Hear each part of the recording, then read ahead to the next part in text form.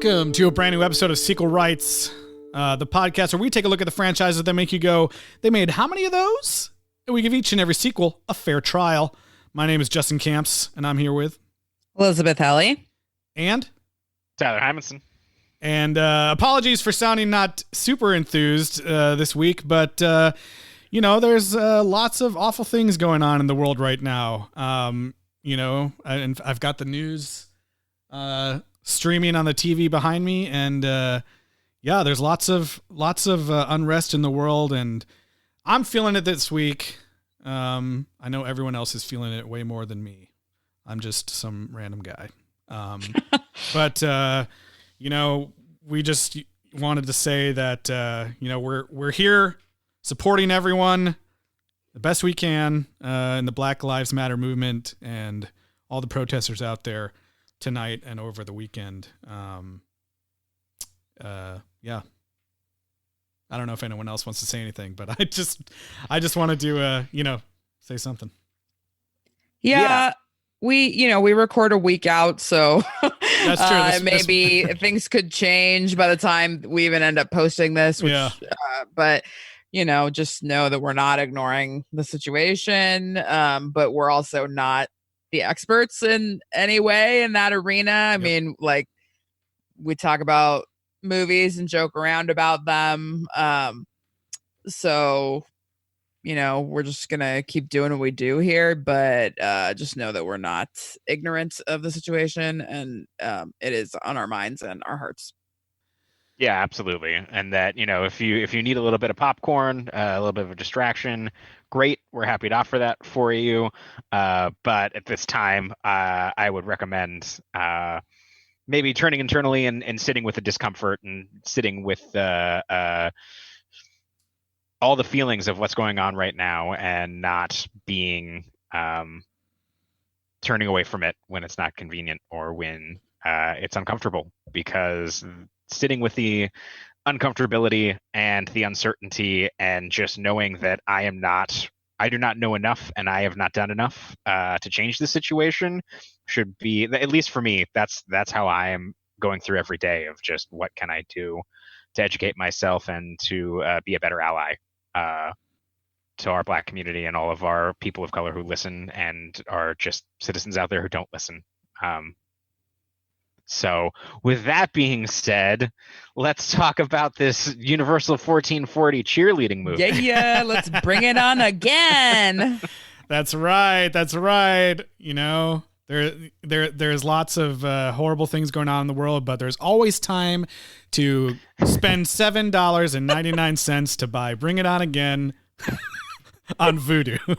I thought you were going to say there's a lot of stuff that's terrible out there, but there's always something terrible at Universal 1440. Oh, no. Hey, man, I love them. Somewhat single-handedly keeping us in business. So that's business. That's right. That's true. Yeah, we don't make any money here. We're doing it for the fans. Well, yeah, you guys, thanks for being here with us. And we'll get into the regular episode here in a second. But before we do that, as per usual, Eliz, where can people reach out to us and share their thoughts? Yes, please, send us your thoughts and comments. Sequel Right. It's sequelrights@gmail.com. And you can find us on social media on Twitter, Instagram, Facebook, and YouTube at Sequel Rights. And please rate and review us on Apple Podcasts. 5 stars go a long way. $5 would go even a longer way if you were going to donate at the link of the show notes into the Black Lives Matter. That's right. Kind of mega link where they're live updating where your money could go next. Don't review us. Go donate. And then if you have time, circle back and give us a review. That's totally right. Well, why don't we just hard cut straight into Bring It On Again. Bring it on again. Let's get this party started. We're taking the action, the fun, and the laughs to a whole new level. That was awesome. You got any good cheers? At a new school. You guys are looking so great today. A new squad. Our own squad. The same fun and excitement. A competition in front of the whole student body. Let them decide who's better. Are you ready to cheer? Bring it on again. Check this out, Tyler. Did you watch the movie this week? I did. Okay, there's going to be questions at the end to make sure you actually watched it. I'm kidding. Was it Brat Tyler? Was it? Yeah. Ugh. Was it the bomb diggity? It was the bomb diggity. Oh no, you guys, we can't even. Don't start with the bomb diggity just diggity. yet. Let's save that for later. I got something special. We got to start with we're starting to. It's the second movie only in the series, and so we're starting to see what they think are the tenets of this series. Like, what is the most important things that you must have in a Bring It On movie? You start with a dream sequence. And from the very first second of this dream sequence, well, there's not much budget here. Yeah, it's bold. It's bold for a sequel to start with the exact same trope as the first movie, because then you can just compare them 1-to-1. Yeah, they're on equal footing. Yeah, and this one is inferior. They don't even have enough money for more than one light. Yeah, she's doing her cheer, and we'll get into the dean later. Oh my god! But anyways, she's auditioning. And he says she's good, but then says she's real bad. And then all of a sudden, food of indeterminate origin is thrown at her for a very long time. I think there's a good amount of mustard in there. It looks like something out of like a Double Dare snot pile or something. Yeah, it's just like goop. Yeah. You know? Cakes? Gack. I don't know. Yeah. Goop. And she wakes up in a car like, oh my God, no! And she is at UCLA. Mm-hmm. And by Cal State College. California State College. Yeah. We have one. It's just one California state. Yeah. But no, most of anything that it's a brick building that looks really nice and like big, that's UCLA. Anytime it's slightly more modern buildings, that is CSUN, which I know on site because I often go there to play Pokemon Go, like a huge nerd. And then I was like, oh, CSUN. And then a lot of the other shots look like random high schools anytime there are sports areas of any kind. If they're on a field, it looks like that they're somewhere out in San Bernardino. It is at a high school. Whenever they go on the football field. My God. And of course, I was like, well, yeah, that's what UCLA football games do look like. Anyways. At the Rose Bowl. Yeah. We also immediately, pretty quickly learned that one of the other tenets of the franchise is that the main character has to be named after a Southern California city. Yes. We had Torrance. We got Whittier. Yeah, that's right.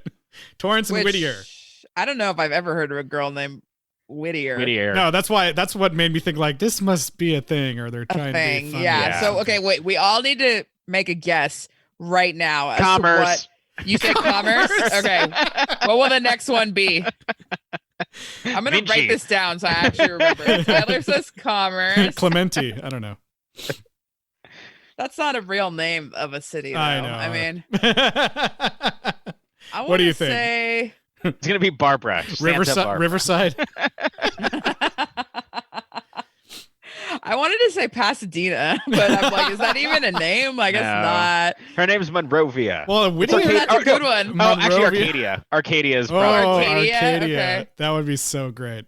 Yeah. If it's any of these that we've said, we all get 5 points. Carson. Carson, that could be a name. Oh, Carson. Yeah, that's like an actual name. Yeah, for sure. Yeah. You might be right there.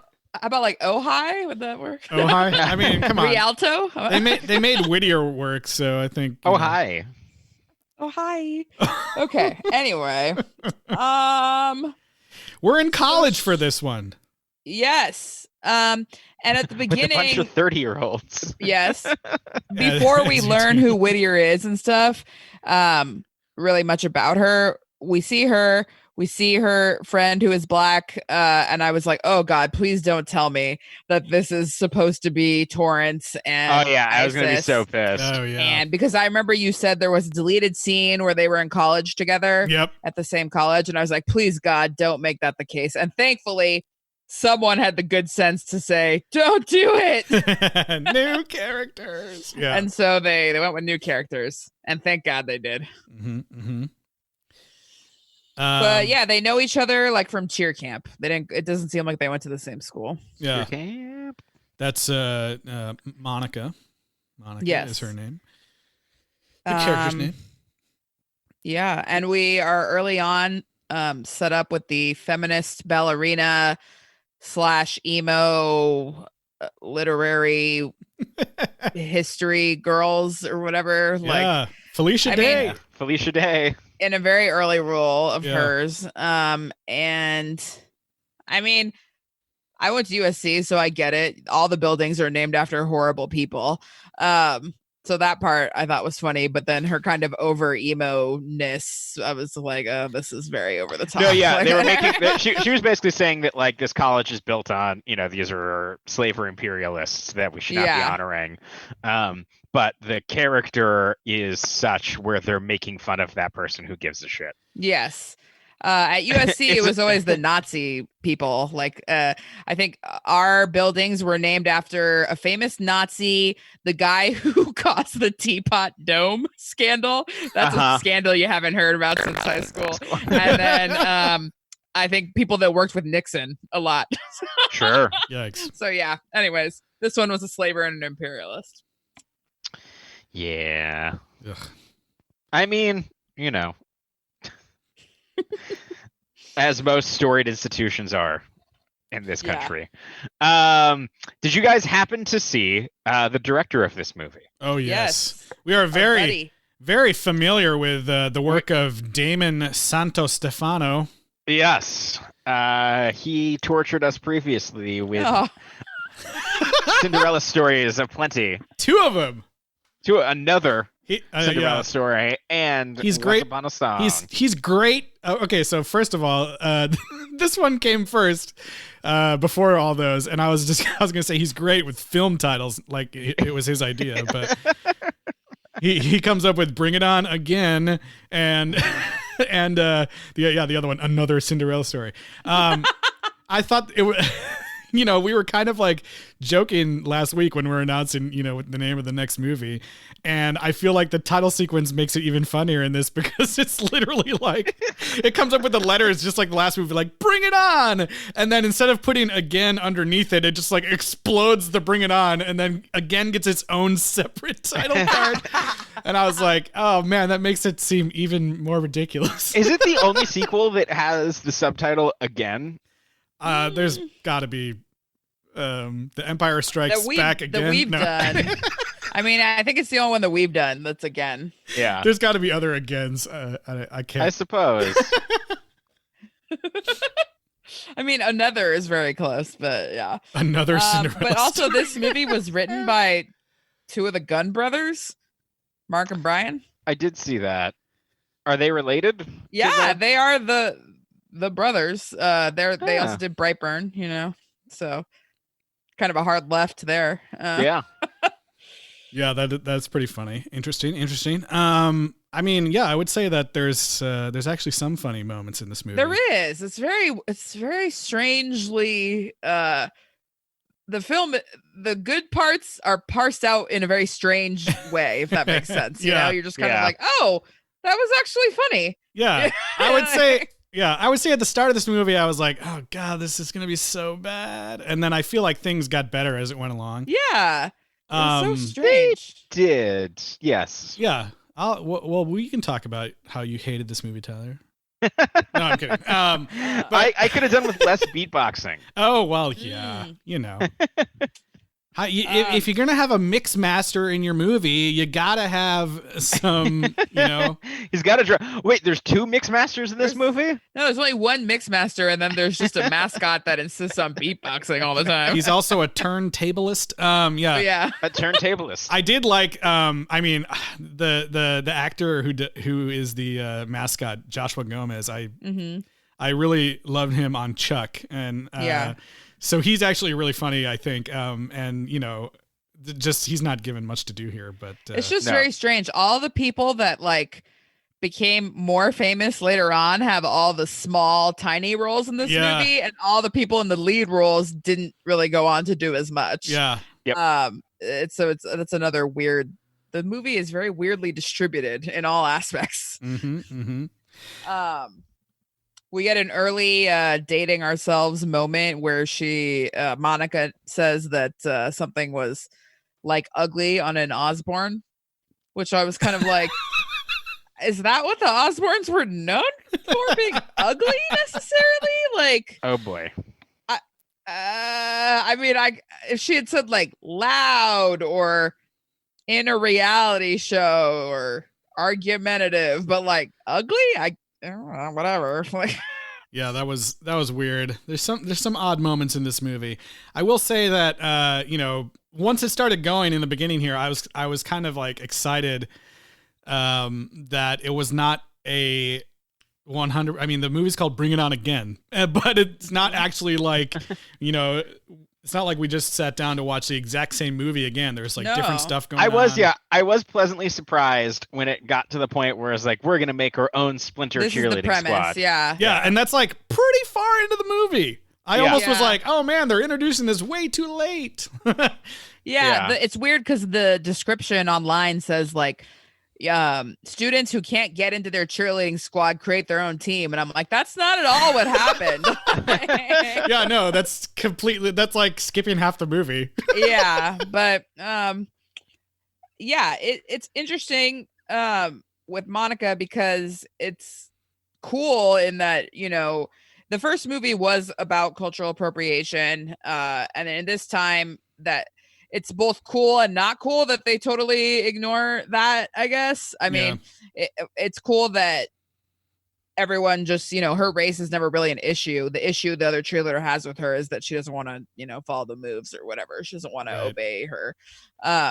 But she was like that to everybody, not just the one black girl. I think there was another black girl in the squad actually, but so, I mean, I feel like they kind of, they could have just colorblind cast it and said, we want one to be white, one to be black, really. And on the cover of the movie, it looks like Monica is the main character and Whittier is in the back. So it's sort of strange, but that's not the issue here for this film, which, it doesn't have to be in every film, but it was such a big part of the first one that it was sort of surprising, I guess. And just based on the cover art made it kind of look like they were. Yeah, that is very odd. So she's also wearing a different on the cover she's wearing like different color cheerleading outfit uniform, so that also makes it seem like she's at a different school, which is not the case. Very strange. It looks like that she's wearing USC colors and she's wearing UCLA colors. That's so weird. I mean, I guess they were just like, we got to make it look like it's exactly the same for the cover, and then we'll trap you into a completely different movie somehow. Wait a minute, how come they're not fighting? Yeah. Another weird thing that they kind of bring over from the first movie is this love interest of like kind of a edgy-ish guy who their romance is very weird. I mean, she likes him from the beginning. She's like so into him that it's almost jarring. Like when they go to the pool or whatever, like, which is fine. I get it. She's like a freshman in college. There's a cute boy, I guess, that likes her. So she's just very excited about that. But it was just weird. Like the whole pool thing and like when they started kissing, it looked very strange and unnatural. Yeah. Tyler, when you were watching this pool scene, did you think it was boring? Did you think it was boring or no? Yeah, I did. Yeah. Boring my ass! Boring my ass! Yeah, Boring my ass!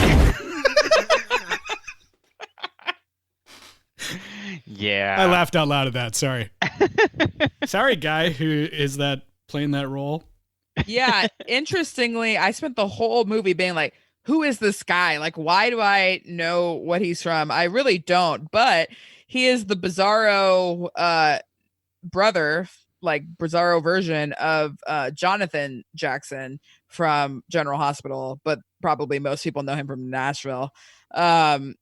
Richard Lee Jackson is the older brother. And so I was like, it was like one of those things where like, I know this actor from somewhere. And then I was like, oh no, it's his brother. So yeah, that's another, like, so many people in this movie have either brushes with greatness, but somehow, or not greatness, but fame, you know, and then just somehow don't get there, but they're so close to it, you know. His character is just so funny, the way he introduces like what he does. I'm a mix master. She's like, what's that? You know, a turntablist, huh? Turntablist. You know, a DJ. DJ, damn it. But also a med student. Yeah. And there's this not a med student. That's why he has to have so many other jobs. Yeah. There's this amazing scene where the captain of the varsity cheerleading team, who we haven't talked about yet, but you know, her name is Tina, and it's played by Brie Turner. She is who looks like she's like 10 years older than everybody. yeah, she does kind of. But she is like, you know, finds out that he's a DJ, and she's like dressing him down with this like letting Whittier know like, oh, here's the order. List. Here's the order of things. It's like football players, then you know, hockey players, and all this stuff. And she goes down this list, and it was so funny. She gets to the bottom, and she's like, and then there's DJs at the very bottom, although they're even just slightly above like cafeteria workers. And he goes, oh, well, I work at a cafeteria too. And she's like, yeah, and she says like in this list like campus chaplains and like teachers and like things that are like wildly like scandalous. You don't want to date a DJ. I mean, what's wrong with DJs? She mentions the pep band too, which I can tell you at USC, the cheerleaders, the song girls, they didn't really date the football players that much. They somewhat did, but a lot of them like dated the guys in band, and it was like, oh god, the song girls are always taking like the hottest guys from the band. But whatever, you know, we're all friends, so it's like, ugh. But yeah, this is very interesting. That they don't want her to date a DJ. Yeah. But yeah, so we got, the varsity cheerleading team again here is a situation like in the first film where they are 7-time national champions and they've never lost. And they're like the most popular thing. People like are cheering. In fact, like people cheering Tina's name before they even come out. They're like, Tina. Yeah, Tina. no, like, yeah. No, I think that the dean is like we had to cut out theater, we had to cut out like this, we had to cut this, but then like in the same breath, he's like, we still have the cheerleading squad. Yeah. And then people are just like, yeah. And it's basically like, I mean, they don't use that song, but it's basically they couldn't afford that song. The music in this, the music for all the routines in this is not as good as the previous movie. No, and the routines are not as good either. Yeah, they're still like, I think they still look okay, but they're not as... the end two were good, but throughout I was kind of like, okay, whatever. Yeah, they're not quite as interesting. Yeah. Tina is, you know, the head cheerleader, and for some reason, I mean, we can talk about him now if you want. The Dean Dean Molester has like called him every time he appeared on screen. My roommate and I were like, ugh. He was so creepy. Disgusting. Yeah. I mean, like, I know the plot of this film about the two cheerleading teams, but like the real thing you come away with is, God, that Dean was so creepy. What the hell is going on there? Like, yeah, and it's like I couldn't get my mind off it. Like every time he appeared on screen, it was just like, ugh, like I was like repulsed. That first little like monologue he has when he shows up suddenly at the end of tryouts, and he was like, "Oh God, they were horrible, they were horrendous, but some of them were sublime." And I was like, "Ew." I was like, I need to take a shower. Just the way that he talks to Tina in that scene, I'm just like, is he raping her? Like, what is the deal here? They had a very like, it definitely seems like he somehow like it was very strange.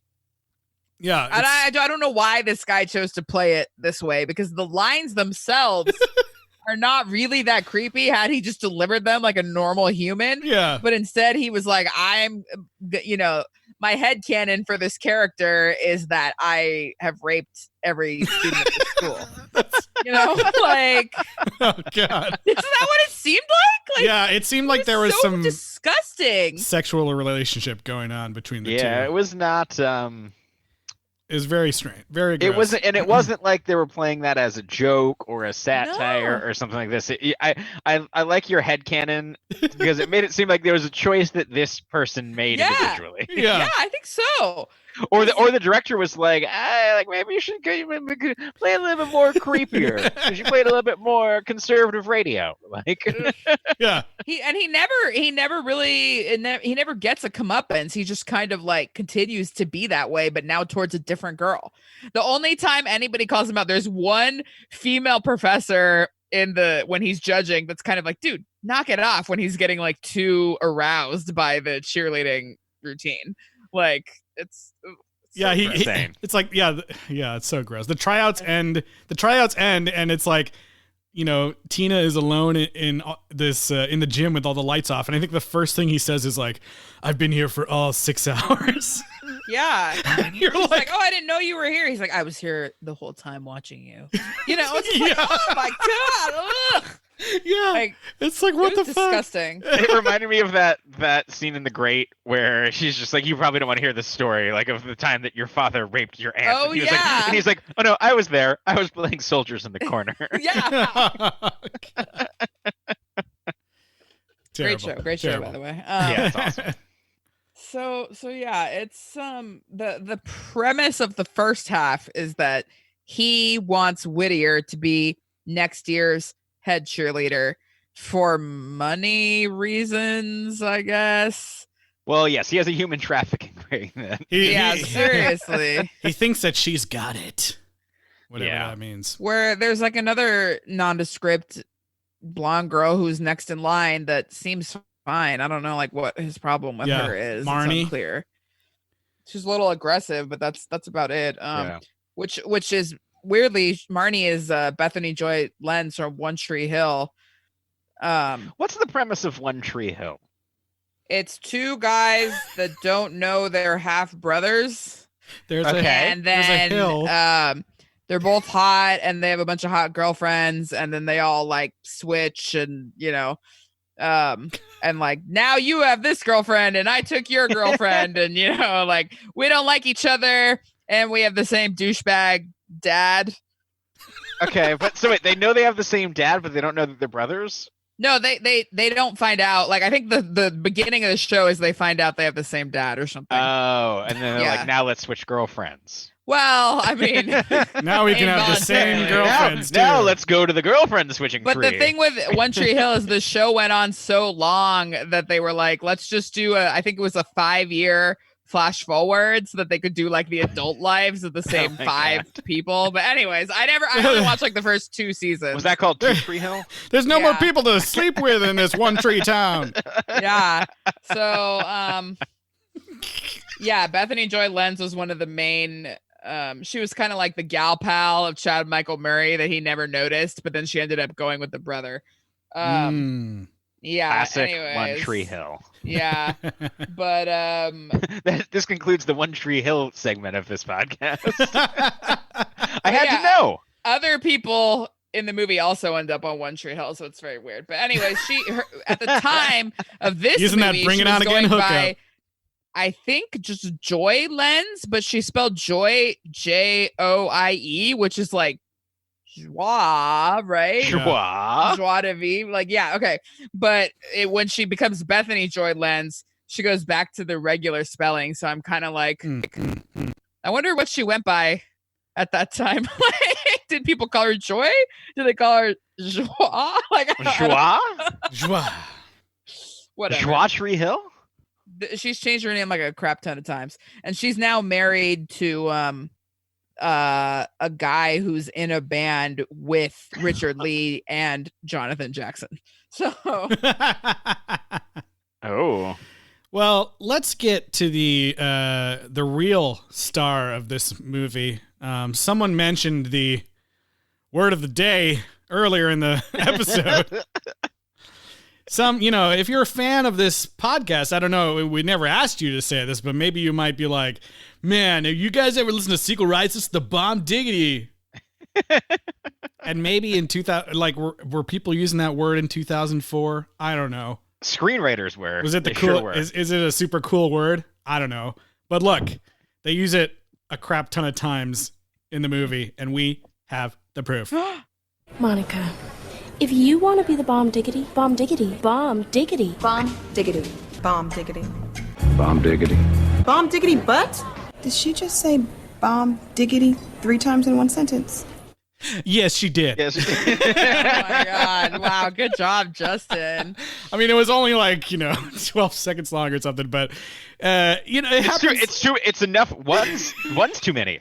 Yeah, it happens so many times in the movie that I was like, what is going on with this They say word? it so much, but then they also early in the movie make a big deal about the school and the team motto being whatever it takes, much like Degrassi and the Avengers. But then they never bring it up again. Yeah.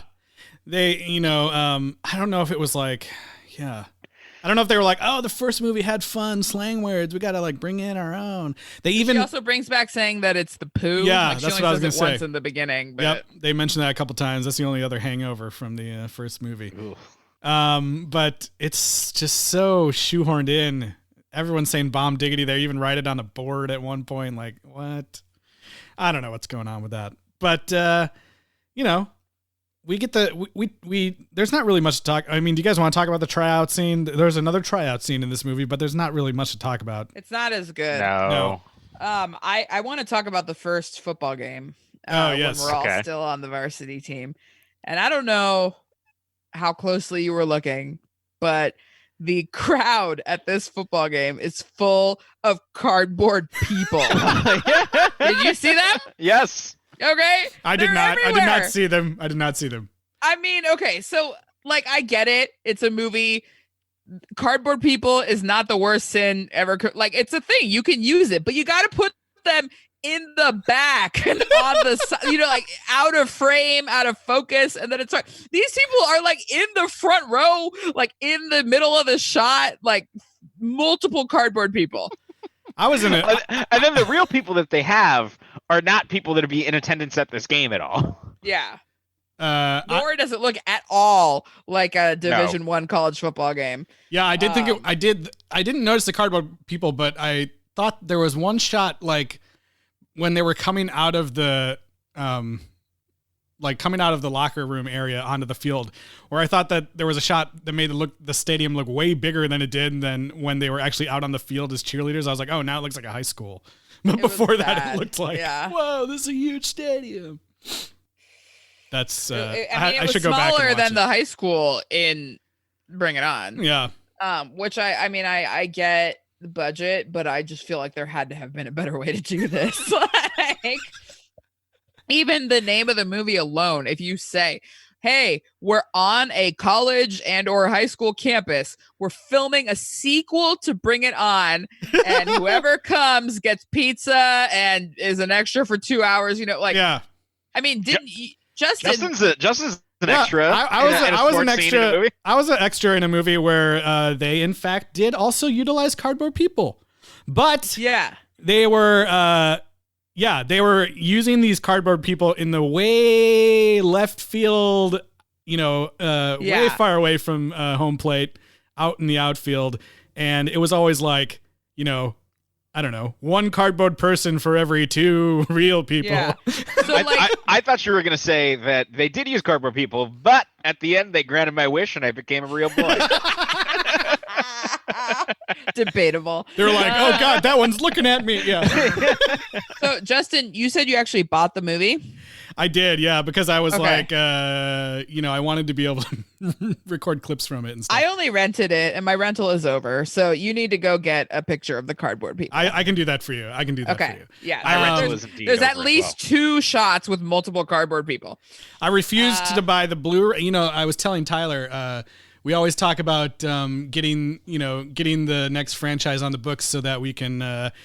So that I can go look and buy all the Blu-rays, and I stopped myself from buying all the Bring It On Blu-rays, even though they have special features on every single one, because it was going to add up to over like $100. Because for some reason, all of these like random sequel movies. A lot of the franchises, the films will be like, I don't know, $8 or something for the Blu-ray. These were all like $20 or more because I think maybe they didn't make a lot of them because if the library ever reopens, look there because the industry people just donate all their copies to the library.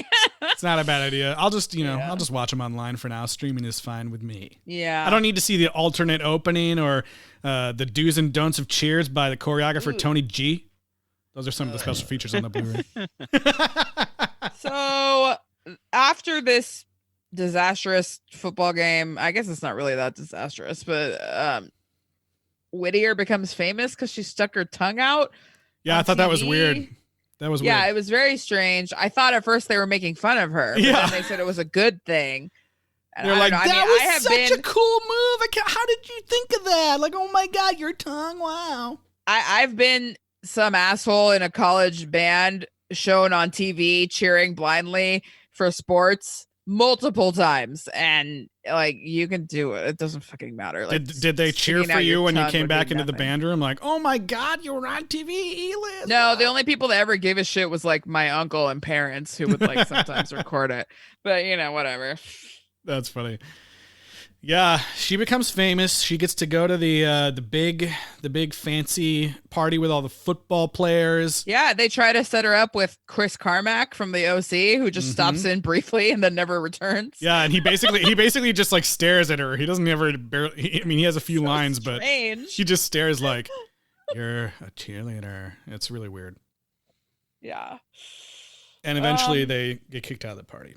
Yeah, they force her to dump Derek, the DJ. Mix Master Derek. DJ turntablist. Derek, the DJ. Coming to TNT this summer. On the ones and twos. The turntablist. Yeah. Yeah.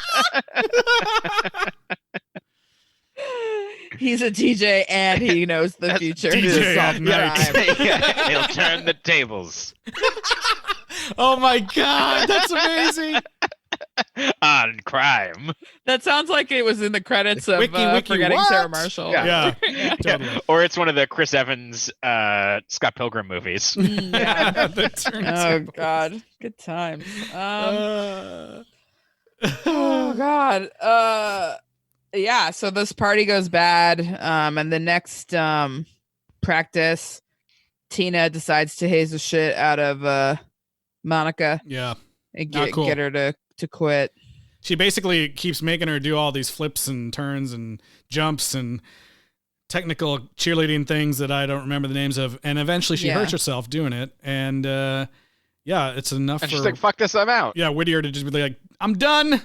Yeah, I mean, it's surprising, though, because you expect Whittier to say, oh, sorry. Well, yeah, because you think that's going to be the plot of the movie. Yeah. Because you just saw her dump the dude that, like, completely embarrassed the dude that she likes at this party because she was basically dumping him because she was told to. Yeah. And it's like, okay, well, now she's a garbage person, and now we're doing that thing. And, like, literally the next scene, it's like her friend gets hurt, and she's just like, okay, no more. Fuck this. I'm out. Yeah. On the one hand, though, I guess it's kind of good. I mean, it's not good, but it's the contrast of the boy, she didn't throw it away for the boy. Like, yes, she made the wrong decision and she tossed him. But when it's her friend who is hurt, that is the breaking point for her. For sure. It's not just keeping this boyfriend. So, yeah, when her friend is really hurt, I mean, she bails and they both quit, which is surprising because you're like, well, that's not what I thought was going to happen. Yeah. And this was one of the moments where I laughed out loud. This is one of the funniest parts in the movie. The funniest joke is when Greg, the gay male cheerleader who has kind of just taken a liking to Monica and Whittier, he goes, I'm leaving too. I also quit. And then Tina's like, you're going to lose your cheerleading scholarship. And he goes, I'm staying here, but under a cloud of shame. And then he's like backs up. And I was like, that is hilarious. It was so funny. So I laughed the delivery that this actor gave, the line, it was so funny. That's right. I'm staying here, but under a cloud of shame. Yeah, so funny. So funny. So this is where they finally like start to to introduce this, cheerleader squad rivalry that at this point in the movie, I was like not even expecting that to happen anymore. I just was like, oh, it's going to be, Monica and Whittier dealing with Tina and her, Yeah, I thought they were going to somehow take the movie. team over, but the scene at the softball game, I mean, it's kind of dumb, but it's also kind of cute, I guess. It's really hokey. Yeah, it's really hokey. It's actually kind of a nice moment, the friends are not there. It's just her. The team is bad, and so she decides to just start cheering. And it's true, like I said, that feeling of if you just shout and clap enough, other people will do it with you. Yep. And when you see it actually affect the players, like it is a nice feeling. Yeah. So that was kind of a cute moment. It was kind of funny that it's just like they've suddenly become amazing at softball. Yeah. All they needed was, but like they just needed Michael's secret stuff, and yeah. Well, that happens. Yeah. That happens throughout the movie. Yeah, I was kind of bummed that they didn't continue with like these. They kind of go with fencing and croquet because it's funnier. But like, I mean, I have played because the USC band insists on putting itself at every single sport, and some of them really, really, really, really do appreciate it. Like oh yeah, for men's volleyball, women's volleyball, tennis, baseball. We didn't have softball, but water polo, swimming, diving. All these things. They really, really, really appreciate it, and I wish they had sort of continued with like, we're going to cheer for these lesser known teams instead of going more with the like bizarre teams that don't even actually really need cheers. Although it is funny to see them cheering for a croquet team. It is. Yes. And where everyone's like, what are you doing here? And then the croquet just like shuffles and then the DJ shows up and yeah. Well, we learned that all you need to be able to fully remember your choreography and dance completely together is just a good mix master turntablist beat. Preferably, really, you just need one person that has a rhythm to clap. I mean, sure. But they had nothing, so it sucked. But the first couple times they try to cheer is just really awful and funny because they're just all like they do. It might have actually been hard bad. to do. It might have been hard to do, honestly, to be that far off and sound so terrible. I mean, if you have any sort of rhythmic bone in your body, you'd be having a hard time. And they're all actors ostensibly. Like you just like you'll trend to being on the beat. Exactly. Yeah. It's gotta be, you gotta be really thinking, like when singers are always like, oh, it's so hard to sing out of tune because like, it's just not something you do normally. I thought that was some pretty funny stuff. But they kind of pick up all of the spurned clubs and convince them to join cheer so that they can make money to get all of the passion projects that they want back, which is kind of a dumb plan, but it could work, and they get enough people that have at least some marketable skills that they incorporate into the routines. You got these like martial arts guys, theater kids, ballet dancers, and other people that learn how to be a part of this. And obviously they get way too good and it's totally unrealistic, but it's still cute. It's still fun, Also, who puts together their outfits? I don't know. Yeah. You have some, kind of just funny they suck montage moments, but I mean, this part of the movie, I was kind of like, okay, this is actually like funny and cute and like weirdly good after the first half kind of being strange. Mm-hmm. It was funny too when she tries to give a motivational speech and says like, we're going to be like Rocky when he beat Apollo Creed. And someone's like, she's like, oh, never mind. She's like, wait, Rocky didn't beat Apollo Creed? That was pretty funny. It was. And I did. And I mean, it is a stupid thing, but they the only place they can rehearse is like in the boiler room, and it's like it's so small. And I did enjoy the physical comedy bits of them keeping trying to get Felicia Day's character up in one of the what are they called? Pyramids? Yeah, one of the pyramid lifts. Yeah, up in the lifts. And she fell over multiple times, and then the third time she was like, I think I got this, and then hit her head on a pipe above her. Yeah. I mean, it's like a stupid like slapstick comedy thing, but I thought that was kind of fun during that whole montage. Yeah, the one thing that kind of confused me about the Renegade team forming up is that this guy started out as like a theater guy, but then later was like kind of played as more of like a religious Jesus-y kid. So I was like, which is it? I guess it can be both. Why not? But I think they leaned so hard into the theater at first that I was like, wait, now it's all about like, whatever. He didn't know how to pronounce Euripides or whatever. Yeah, he was an odd nut, but he ends up getting injured anyways, as someone always must, right? That's right. There's one other must. There's one other total MVP of this movie that I wanted to bring up as well. The character of Coleen Lippmann. Yes. Who I thought was hilarious. And also, like, apparently she's like super popular news reporter for the CSC K-Cuff is the name of the, news channel. And she's like, I'm reporting off the cuff. And there's this great sequence where they're showing her newscast. And, I didn't notice it at first, but she's like, I'm Coleen Lippmann and I'm here reporting about the cheerleading. There's going to be a whole cheerleading competition. And here we go. We're going to go over to Colleen over at the sports center. And she's like, and it's like, hey, Colleen, thanks, Colleen. And I was like, I didn't notice at first, like, that's the same person. Then when she threw it back again to herself, and I thought that was so funny. But I thought her character was really funny. She's not in very many scenes, but she gets to come out and like introduce the big competition at the end. And I thought it was cool that like everyone, in the crowd was like really cheering for her and excited. What's also cool about Coleen Lippmann? What? She's played by actress Catherine Bayless, who's one of the stars of From Justin to Kelly, which is kind of funny because that was the year before this. She may have filmed this first, but this girl can, really dance and sing. So she's in this as the reporter, so whatever. But she could have easily been one of the cheerleaders too. That's really funny. Is she also in One Tree Hill?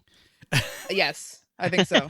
No, really, I think she's the one that is in both.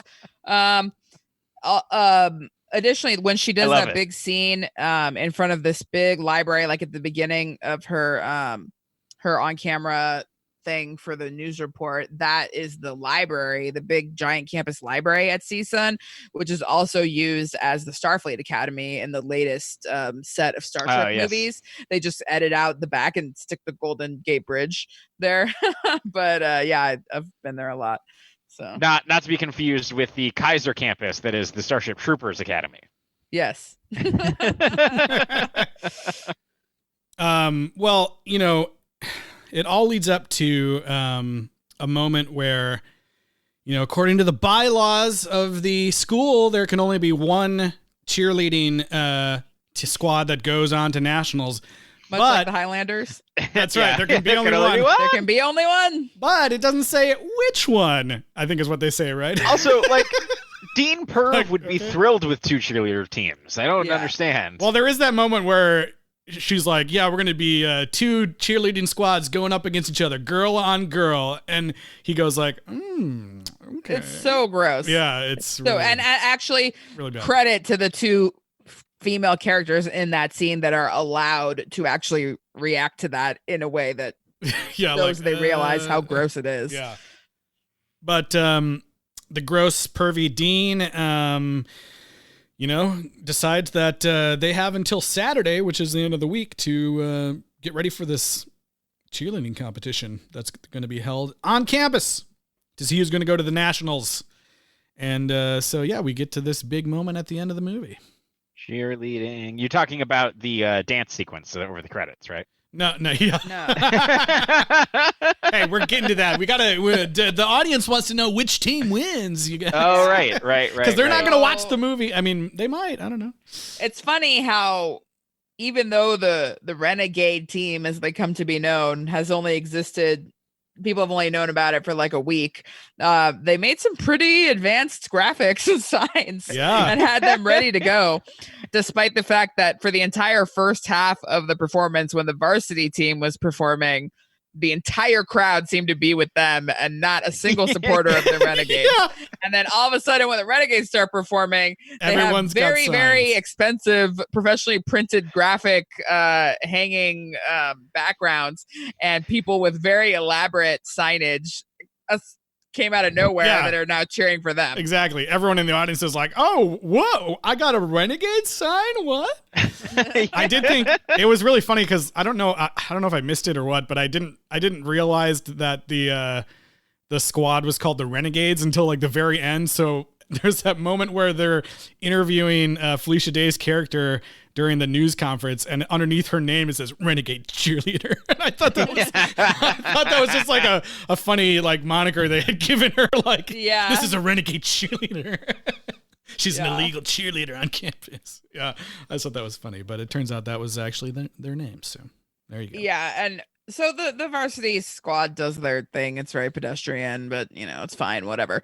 And then the renegade team comes out dressed as monks to a Gregorian chant, which like I'm here for it. That's how my beloved Hunchback on stage begins. But I love that there's some guy in the audience that yells out, "Monks can't cheer."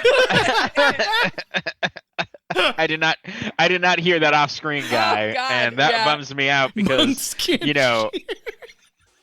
I didn't hear that either. Yeah, so many beers. It was like the only thing. Like people, they just have like audio of people being like, "Huh," and then somebody just goes, "Monks can't cheer," like.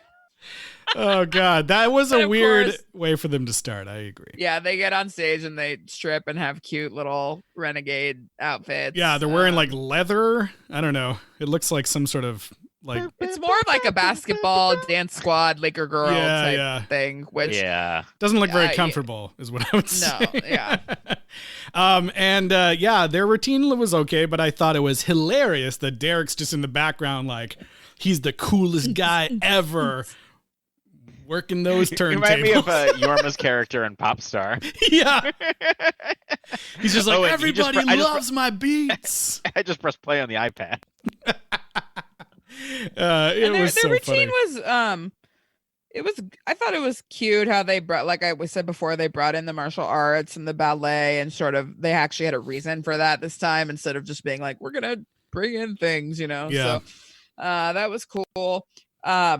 Felicia Day is startlingly pale compared to all the other girls, to the point where you're like, oh my God, like you think there might be like that she might have an issue. It's just that she's very white and that's her skin tone. I'm not saying she should tan or whatever, but it was kind of weird because they called another girl tanorexic at some point, and she like also wasn't even that tan, and so I was like, and there's some of the tannest women in California in this movie. Yeah, and then but when there's a shot like a kind of a hero shot where it's like Whittier, Monica, and then Felicia Day's on the other side of Whittier, and it's just like you're like, oh my God, because seeing Felicia Day anywhere near Monica, you're like, like is there a ghost on stage? Like, yeah. It's just whatever. That's her skin tone, but it was just very alarming because they were wearing. Because at this time, the uniforms were black with just trim of blue and yellow, so it was very contrasting. But oh well. But so they both put out their best effort.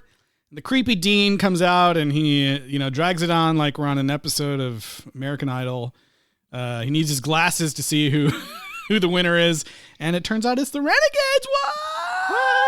And then he's creepy toward them, and then creepy in general when he talks about how he has to go to a lunch with someone for like the fifth time and then leaves.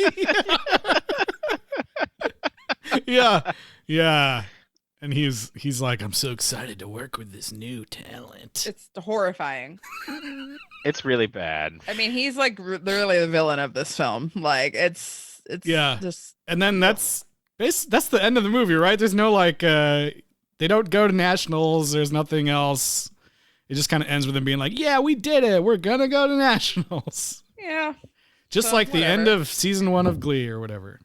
And then the movie spends its budget, because what a Bring It On movie really needs is a fun, outtakey dance sequence that didn't really seem outtakey. It didn't really seem choreographed. They had a couple outtakes, and then it was like, just kidding, we're doing the same thing as the last movie. Yeah. But with a different song. Yeah, they didn't get to do a cool dance routine with all the characters together, and they really were forcing the lip syncing throughout the filming. And there's one like where Tina and Whittier have to dance with the creepy dean in his office, which I was just like, oh God, like I was like puking. I couldn't handle it. I was just like, why would they force these poor young women to do this? Like, I do at this love point, it's just the actors. They had to have known, like, so it's not something that's scrapped from the movie. It's something that's like, that was so popular for the first one. Yeah. We have to, like, every setup that we do, we have to show them singing this song. Yeah, that's so I why. just imagine that pool shoot. Like, there's a part where they're singing underwater, and it's like everyone just wants to go the fuck home, and it's like, nope, we got to do the underwater shot where we sing "Hit Me with Your Best Shot." Everyone's just like, God, fuck, no. Like, there's so many problems. There's probably so many of them that they didn't use. They're just like, oh God. Yeah. I mean, that's why I found it kind of interesting from a music supervision perspective, because I was like, oh man, they must have really had to have, probably had this in the script or something and planned this ahead of time and cleared it ahead of time, because they're using, like you said, every single scene that you saw in the movie, even the scene where she's getting like food thrown at her in the beginning, they're having them sing part of this song. Yeah, I mean, can you imagine if they had filmed all the lip syncing moments and the music supervisor was like, oh, I couldn't clear it, like, and then like, no lip syncing. We couldn't get the song. It's a real cheap cover too. I didn't even look up who sang it. But. Yeah, it's "Hit Me with Your Best Shot." I don't even know if we said the name of the song yet. Oh yeah, sorry. There's 2 soundtrack credits for this. There's that, and then there's Switchback, written by Clayton with a K, from the band Cell Dweller. Oh yeah, Cell Dweller. Clayton. Okay. Well, man, what a movie. You guys want to? So weird. I mean, you mentioned Glee. I did want to mention that one of the side background cheerleaders was Zach Woodley, who goes on to be the choreographer for all of Glee and Grace Live and High School Musical, the musical, the series. And he's like one of the biggest choreographers now in Hollywood. And I interviewed him before for my thesis, actually. But it's just interesting how whoever the main choreographer is, I'm sure also does things, but like this guy who was like in the background is like the most famous now, and some of the people with the smaller roles are people that got way bigger role later. So, well, they were some of the cardboard people that came. Yes, yeah, they made a wish. Yeah. Well, Tyler. So, do we have a rating? That's a great question. I think it could only be Bob Diggity's. Okay. I mean, it's got to be. I mean, come on. Yeah. How many Bob Diggity's? I said Bob Diggity. How many Bob Dylan D's? Bob Dylan D's. Would you give? Okay, let's be real here, okay? I'm gonna give this. I'm gonna just go out and say the number right off the top, and then justify it. Maybe. I'm gonna give it 5 Bomb Diggities out of 10. Because look, you guys, we've seen some terrible sequels, and this is only the first one in the series, and I actually think that it was a lot better than I thought it was going to be. From the start, I was like, oh boy, this is going to be bad, and, it goes on to have, feature, the same type of cheerleading world, but new relationships, new scenarios. It is, spontaneously out of nowhere, really funny here and there in the movie. And there's lots of moments that, I kind of found myself enjoying. And, we didn't talk a lot about Brie Turner, but I thought she did a good job as being this like super out of control, cheerleading captain. And I thought her relationship with Whittier was interesting because it's like, at the start, she was never like really against her in the beginning. She was just like, a raging, egomaniac cheerleading captain that took things too far. But I thought it was interesting that like, it's not like she hated Whittier from the start. She was actually trying to mold her, like the creepy dean said. And yeah, she didn't hate Whittier. She'd go there like on weekends to get a burrito or something. Yeah, exactly. So, I appreciated the fact that this was actually not Bring It On Again. So 5. I see what you did there. Yeah, yep. So 5 Bomb Diggities out of 10. Yeah. I was actually thinking the exact same thing. I also am going to say 5 bomb diggities. I agree with most of what you said.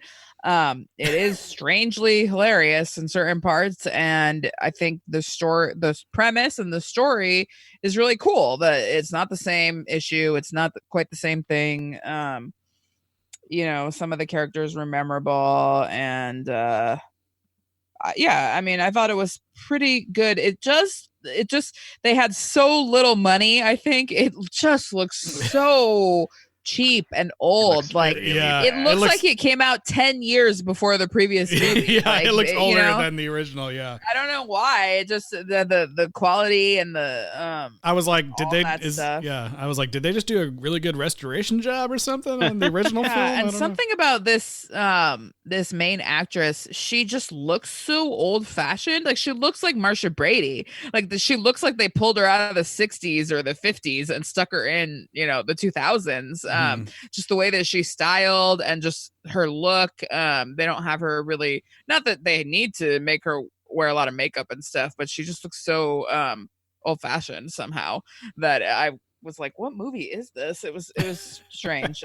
But overall I thought it was good. I mean, I was genuinely horrifyingly creeped out by this guy. Yeah. Like I don't know why. It's really bad. It was because it was again, there was no irony into what he was doing. It was just like, that's the dean. Yeah, and he's got this he's also using this weird like radio voice. Like, I don't know. It was weird. And I agree with what you said about the relationship between Tina and Whittier. I mean, allegedly that's a thing with hazing. You break people down and they become loyal and whatever, and that's how then you build them back up, and that's what that Buttercup song's about. Yes. Yeah. Build me up. Cheerleader baby. Yeah, okay, sorry. Yeah, and I mean there's various degrees of how far you take it. It's like the scale of tough love versus insane hazing, and Tina was somewhere in the middle. So I hear what you guys are saying. I'm gonna still have to give it four bomb diggities because I agree with everything that you said, but less so. You're not bomb diggity enough for this movie. I did not have fun watching this movie. You're not bomb diggity enough. I didn't think it was bad. I do appreciate that it was as a sequel. There was some different stuff happening there. It's fine. It's fine. Just you wait. Which is typically when we put 4 or 5. Like there's nothing there. But yeah, it's just really poor. It just they had no money. I just tried to find how much money it had. You might be begging for this movie come next week. You have no idea. I'm going to be begging for this movie come next week. I know I am. You don't know. We don't know. Yeah, we could have a singing Sky Marshal. We'll see. That's right. Now that I would be on board for. Yes. What is the next movie, Justin? And how long do we have to wait? The next movie, we have to wait only 2 years for another straight to DVD Bring It On sequel. It's Bring It Aboard, the Navy edition. And this time, it sounds like they're finally getting serious. Oh no. It's Bring It On All or Nothing. Bring it is on. O-Town in the movie? Yeah. I mean, from the title, it makes it seem like are in the movie. All the marketing was like, witness the final Bring It On film. Oh, no. All or Nothing. No, I'm just kidding. That's a joke. It just sounds like one of those titles you'd put in the final film, but there's still 3 more after it. I don't know. I mean, I've heard, I don't know. We'll see. I've heard good things about this one. Ooh. We might be able to save this cheerleader and save the world. I just saw that. I just saw that as well. You guys are cheating. You guys are cheating. No. Well, I was looking 2006. I already knew. Anyway. Wait, but I've never seen it. There's somebody buried in here as well. That holy shit. We'll find out. Okay. Ooh. Well, we'll watch it. Well, we'll be watching that next week. In the meantime, you can send us your thoughts via email to sequelrights@gmail.com or reach out to us on Twitter, Instagram, Facebook, and YouTube at Sequel Rights.